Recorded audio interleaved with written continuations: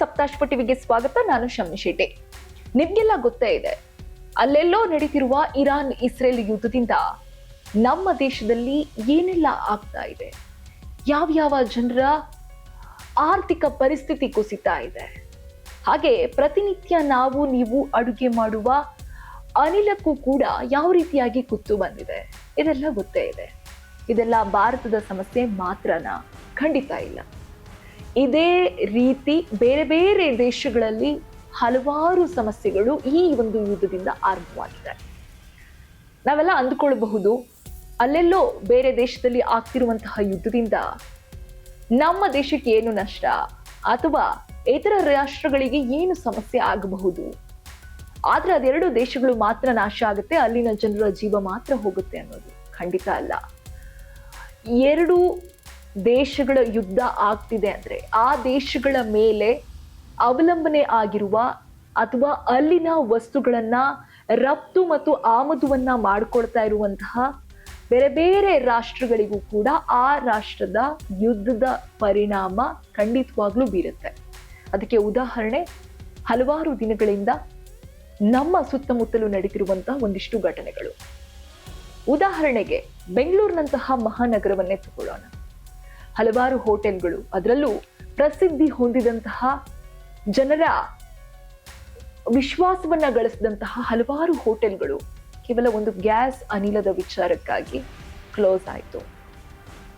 ಅನಿವಾರ್ಯವಾಗಿ ಕ್ಲೋಸ್ ಮಾಡಬೇಕಾಯಿತು. ಇನ್ನು ನಮ್ಮ ಮನೆಯ ಅಡುಗೆ ಮನೆಗೂ ಕೂಡ ಗ್ಯಾಸ್ ಯೂಸ್ ಮಾಡಲಿಕ್ಕೆ ಗ್ಯಾಸ್ ಸಿಗುತ್ತೋ ಸಿಗಲ್ವೋ ಅನ್ನುವಂತಹ ಪರಿಸ್ಥಿತಿ ಬಂತು. ಇನ್ನು ತರಕಾರಿಗಳ ರೇಟು ಸಂಪೂರ್ಣವಾಗಿ ನೆಲ ಕಚ್ಚಿತು. ಯಾಕಂದ್ರೆ ಹೋಟೆಲ್ಗಳು ಓಪನ್ ಇಲ್ಲ, ಮನೆಯಲ್ಲಿ ಅಡುಗೆ ಆಗುತ್ತೋ ಇಲ್ವೋ ಗೊತ್ತಿಲ್ಲ. ಇನ್ನು ತರಕಾರಿಗಳಿಗೆ ಎಲ್ಲಿಂದ ಬೆಲೆ ಬರಬೇಕು? ರೈತರ ಜೀವನ ಬೀದಿಗೆ ಬಂತು. ಒಂದು ದೇಶದಲ್ಲಿ ಆಗ್ತಾ ಇರುವಂತಹ ಒಂದು ಆಂತರಿಕ ಬದಲಾವಣೆ ಅಥವಾ ಒಂದು ಯುದ್ಧದಿಂದ ಹಲವಾರು ದೇಶಗಳಲ್ಲಿ ಈ ರೀತಿಯಾದಂತಹ ಪರಿಸ್ಥಿತಿ. ಯಾಕಂತಂದ್ರೆ ನಾವೆಲ್ಲರೂ ಕೂಡ ಒಂದು ಸರಪಳಿಯನ್ನ ಹೊಂದಿದ್ದೀವಿ. ಎಲ್ಲ ರೀತಿಯ ಮಾದರಿಯ ಜನರು ಕೂಡ ಒಂದಲ್ಲ ಒಂದು ರೀತಿಯಲ್ಲಿ ಕನೆಕ್ಟ್ ಆಗಿದ್ದೀವಿ. ಒಂದು ಹೋಟೆಲ್ ನಡೆಯುತ್ತೆ ಅಂತಂದ್ರೆ ಅಲ್ಲಿ ಕೇವಲ ಗ್ಯಾಸ್ ಮಾತ್ರ ಮುಖ್ಯವಾ? ಖಂಡಿತ ಅಲ್ಲ. ಅಲ್ಲಿ ಜನ ಬೇಕಾಗುತ್ತೆ, ಅಲ್ಲಿನ ಎಂಪ್ಲಾಯಿಗಳು ಕೆಲಸ ಕಳ್ಕೊಳ್ಳುವಂತ ಪರಿಸ್ಥಿತಿ ಬರುತ್ತೆ, ಅಥವಾ ಕೆಲಸ ಬಿಟ್ಟು ಮನೇಲಿ ಕುತ್ಕೊಳ್ಳುವಂತಹ ಪರಿಸ್ಥಿತಿ ಬರುತ್ತೆ ಒಂದು ಹೋಟೆಲ್ ಕ್ಲೋಸ್ ಆದ್ರೆ. ತರಕಾರಿಗೆ ವ್ಯಾಪಾರ ಇರಲ್ಲ, ಅಥವಾ ನಾನ್ ವೆಜ್ ಹೋಟೆಲ್ಗಳಾದ್ರೆ ನಾನ್ ವೆಜ್ ಅಂಗಡಿಗಳಿಗೆ ವ್ಯಾಪಾರ ಇರಲ್ಲ. ಇನ್ನು PG ಅಥವಾ ಹಾಸ್ಟೆಲ್ಗಳಲ್ಲಿ ಅಥವಾ ಏನು ಬ್ಯಾಚುಲರ್ ಆಗಿ ಉಳ್ಕೊಂಡಂಥವ್ರು ಹೋಟೆಲ್ಗೆ ಹೋಗಿ ತಿನ್ನೋಣ ಅಂತಂದ್ರೆ ಅವ್ರಿಗಿರಲ್ಲ ಊಟ ತಿಂಡಿ. ಮನೆಗಳಲ್ಲಿ ಅಡುಗೆ ಮಾಡಿ ತಿನ್ನೋಣ ಅಂತಂದ್ರೆ ಸರಿಯಾದ ಸಮಯಕ್ಕೆ ಗ್ಯಾಸ್ ಸಿಗ್ತಾ ಇಲ್ಲ, ಗ್ಯಾಸ್ ಬುಕಿಂಗ್ ಮಾಡಕ್ ಆಗ್ತಾ ಇಲ್ಲ. ಇಂತಹ ಪರಿಸ್ಥಿತಿ. ಹೋಗ್ಲಿ ಸೌದೆ ಒಲೆಯನ್ನ ಮಾಡೋಣ ಅಂತಂದ್ರೆ ಸೌದೆ ಇದೆಯಾ? ಯಾಕಂತಂದ್ರೆ ಇದು ಯಾವುದನ್ನು ನಿರೀಕ್ಷಿಸದ ನಾವು ಯಾವುದೇ ರೀತಿಯಾದಂತಹ ಪ್ರಿಪರೇಷನ್ ಮಾಡ್ಕೊಂಡಿಲ್ಲ. ಹಾಗಾಗಿ ಅನಿವಾರ್ಯವಾಗಿ ತತ್ಕ್ಷಣ ಬಂದಂತಹ ಸಮಸ್ಯೆಯಿಂದ ಹಲವಾರು ಸಮಸ್ಯೆಗಳನ್ನ ಎದುರಿಸ್ತಾ ಇದ್ದೀವಿ. ಹಾಗಾದ್ರೆ ಇದು ಕೇವಲ ಭಾರತಕ್ಕೆ ಮಾತ್ರನಾ? ಖಂಡಿತ ಅಲ್ಲ. ಜಗತ್ತಿನ ಪ್ರಬಲ ರಾಷ್ಟ್ರಗಳಲ್ಲಿ ಕೂಡ ಈಗ ಇಂಧನದ ಆತಂಕ ಮನೆ ಮಾಡಿದೆ. ಅಮೆರಿಕವು ಇರಾನ್ನ ಪ್ರಮುಖ ತೈಲ ಕೇಂದ್ರಗಳಾದ ಕರ್ಗ್ ದ್ವೀಪದ ಮೇಲೆ ದಾಳಿ ನಡೆಸಿದ ಬೆನ್ನಲ್ಲೇ ಚೀನಾದಲ್ಲಿ ಕೂಡ ಪೆಟ್ರೋಲ್ ಮತ್ತು ಡೀಸೆಲ್ನ ಕೊರತೆ ಭೀತಿ ಆರಂಭವಾಗಿದೆ. ಹೌದು, ನೀವು ಅಂದುಕೊಳ್ಳಬಹುದು ಭಾರತ ಇನ್ನು ಮುಂದುವರಿತಿರೋ ದೇಶ ಅಥವಾ ಭಾರತ ಆರ್ಥಿಕ ಸ್ಥಿತಿ ಸರಿ ಇಲ್ಲ, ಹಾಗಾಗಿ ಭಾರತದಲ್ಲಷ್ಟೇ ಈ ಸಮಸ್ಯೆ ಅಥವಾ ನಮ್ಮ ಕರ್ನಾಟಕದಲ್ಲಷ್ಟೇ ಸಮಸ್ಯೆ. ಖಂಡಿತ ಇಲ್ಲ. ಜಗತ್ತಿನ ಹಲವಾರು ಪ್ರಬಲ ರಾಷ್ಟ್ರಗಳಲ್ಲಿ, ಅಮೆರಿಕ, ಚೀನಾ, ರಷ್ಯಾದಂತ ಹಲವಾರು ಪ್ರಬಲ ರಾಷ್ಟ್ರಗಳಲ್ಲೂ ಕೂಡ ಈ ಯುದ್ಧದ ಪರಿಣಾಮವಾಗಿ ಇಂಧನದ ಕೊರತೆ, ಆ ಭೀತಿ ಎದುರಾಗಿದೆ. ಇರಾನ್ನಿಂದ ಅತಿ ಹೆಚ್ಚು ಕಚ್ಚಾ ತೈಲವನ್ನ ಆಮದು ಮಾಡಿಕೊಳ್ಳುವ ದೇಶ ಅಂದ್ರೆ ಚೀನಾ. ಇರಾನ್ನ ಒಟ್ಟು ರಫ್ತಿನ 90% ತೈಲ ಇದೇ ಕರ್ಗ್ ದ್ವೀಪದಿಂದಲೇ ಸಾಗುತ್ತೆ.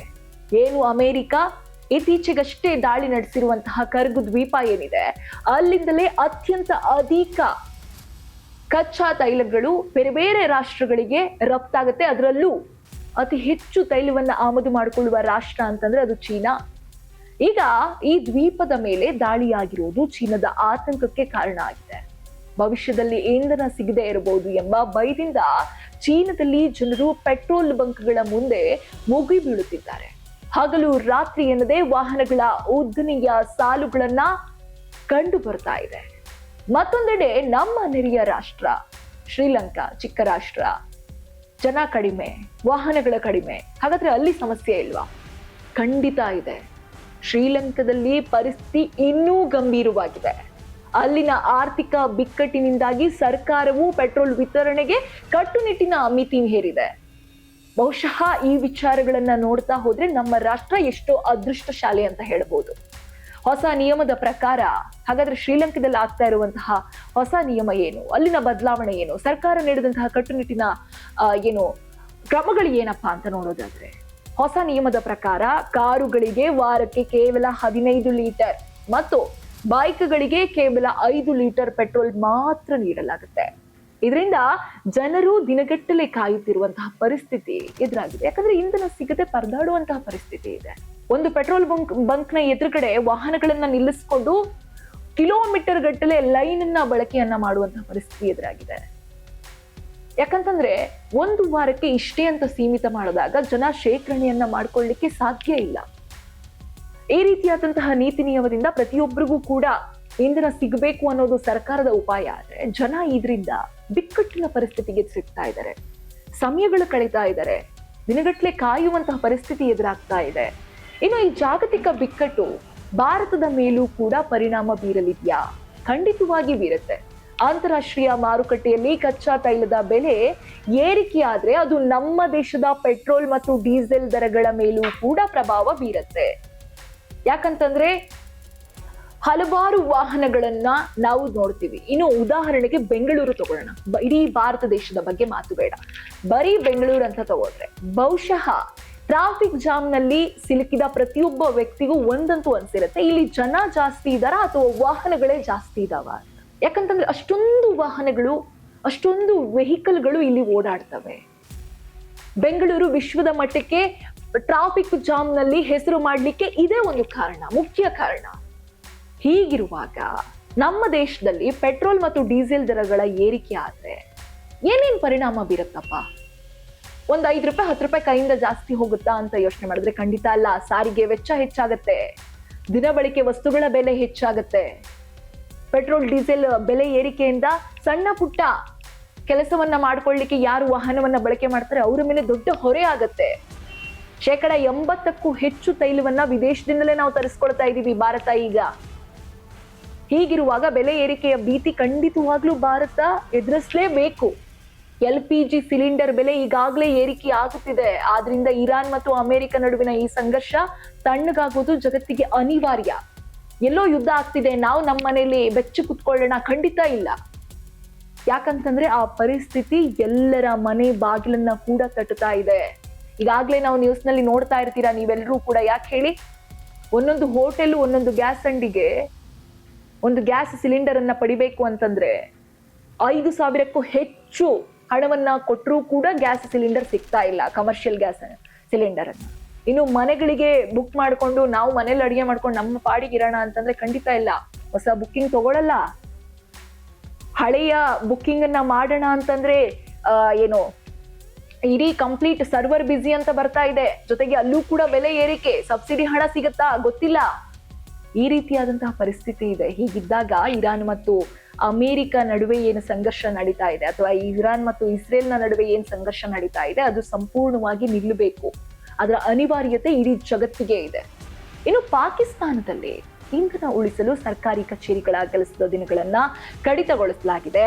ಇನ್ನು ಶಾಲೆಗಳಿಗೆ ರಜೆ ಘೋಷಿಸುವಂತಹ ಪರಿಸ್ಥಿತಿ ಎದುರಾಗಿದೆ. ಯಾಕಂತಂದ್ರೆ ಶಾಲೆಗಳಲ್ಲೂ ಕೂಡ ಅಡಿಗೆ ಮಾಡಲಿಕ್ಕೆ ಯಾವುದೇ ರೀತಿಯಾದಂತಹ ಗ್ಯಾಸ್ ಅನಿಲಗಳ ವ್ಯವಸ್ಥೆ ಇಲ್ಲ. ಇನ್ನು ಬಾಂಗ್ಲಾದೇಶದಲ್ಲಿ ಪೆಟ್ರೋಲ್ ಮಾರಾಟದ ಮೇಲೆ ಮಿತಿ ಹೇರಲಾಗಿದ್ದು ಇಂಧನ ಉಳಿತಾಯಕ್ಕಾಗಿ ವಿಶ್ವವಿದ್ಯಾಲಯಗಳನ್ನ ಈಗಾಗಲೇ ತಾತ್ಕಾಲಿಕವಾಗಿ ಮುಚ್ಚಿಸಲಾಗಿದೆ. ವಿಯೆಟ್ನಾಂನಲ್ಲಿ ಅಂತೂ ಇಂಧನ ಉಳಿಸಲು ಉದ್ಯೋಗಿಗಳಿಗೆ ಮನೆಯಿಂದಲೇ ಕೆಲಸ ಮಾಡಿ, ವರ್ಕ್ ಫ್ರಮ್ ಹೋಮ್ ಮಾಡಿ ಅಪ್ಪ ಅಂತ ಹೇಳಿ ಈಗಾಗಲೇ ಸೂಚನೆಯನ್ನ ನೀಡಲಾಗಿದೆ. ಇದು ಯಾವುದೇ ಒಂದು ಕಂಪನಿಯಿಂದಲ್ಲ, ಸ್ವತಃ ಸರ್ಕಾರಗಳೇ ನಿರ್ಧಾರವನ್ನ ಕೈಗೊಳ್ಳುತ್ತಾ ಇದೆ.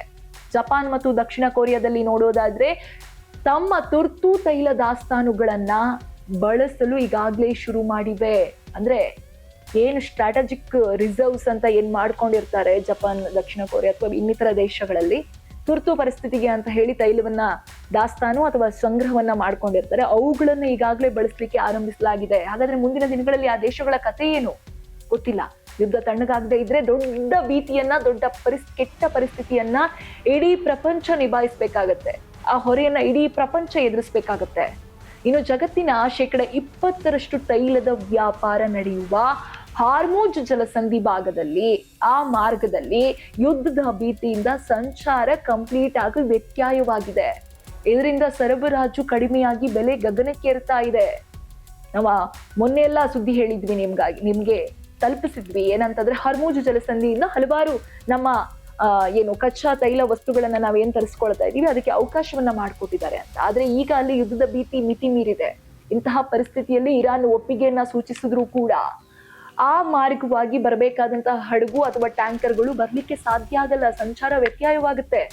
ಇದರಿಂದ ಮುಂದಿನ ದಿನಗಳಲ್ಲಿ ಸರಬರಾಜು ಮಾಡುವಂತಹ ಬೆಲೆ ಗಗನಕ್ಕೇರುವಂತಹ ಸಾಧ್ಯತೆ ಇದೆ, ಸರಬರಾಜು ಕಡಿಮೆ ಆಗುವಂತಹ ಸಾಧ್ಯತೆ ಇದೆ. ಬಹುಶಃ ಬೇರೆ ಬೇರೆ ದೇಶಗಳಲ್ಲಿ ನೋಡ್ತಾ ಇರುವಂತಹ ಸಮಸ್ಯೆ ಏನು, ಸ್ಟ್ರಾಟಜಿಕ್ ತುರ್ತು ತೈಲ ದಾಸ್ತಾನವನ್ನ ಏನ್ ಬಳಸ್ಕೊಳ್ತಾ ಇದ್ದಾರೆ, ಅಥವಾ ವರ್ಕ್ ಫ್ರಮ್ ಹೋಮ್ ನೀಡ್ತಾ ಇದ್ದಾರೆ, ಅಥವಾ ಇಂಧನಗಳ ಬಳಕೆಗೆ ಮಿತಿಯನ್ನ ಏನ್ ಹೇರ್ತಾ ಇದ್ದಾರೆ, ಅದನ್ನ ಮುಂದಿನ ದಿನಗಳಲ್ಲಿ ಬಹುಶಃ ನಮ್ಮ ಭಾರತದ ಅಂತಹ ರಾಷ್ಟ್ರ, ಕರ್ನಾಟಕದಂತಹ ರಾಜ್ಯ ಕೂಡ ಎದುರಿಸಬೇಕಾಗುತ್ತೆ.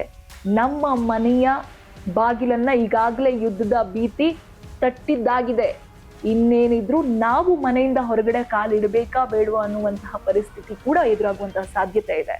ಇನ್ನು ಮುಂದಿನ ದಿನಗಳಲ್ಲಿ ಯುದ್ಧದ ಪರಿಣಾಮ ಇನ್ನಷ್ಟು ಭೀಕರ ಆಗುತ್ತಾ, ಅಥವಾ ಯುದ್ಧ ತಣ್ಣಗಾಗಿ ಇಡೀ ಜಗತ್ತಿಗೆ ಒಂದು ನಿಟ್ಟುಸಿರು ಬಿಡುವಂತಹ ಪರಿಸ್ಥಿತಿ ಎದುರಾಗುತ್ತಾ ಅಂತ ಕಾದು ನೋಡ್ಬೇಕು. ಇದಿಷ್ಟು ಈ ಹೊತ್ತಿನ ವಿಶೇಷ. ಇನ್ನಷ್ಟು ಅಪ್ಡೇಟ್ಸ್ಗಾಗಿ ನೋಡ್ತಾ ಇರಿ ಸಪ್ತಾಶ್ವ ಟಿವಿ.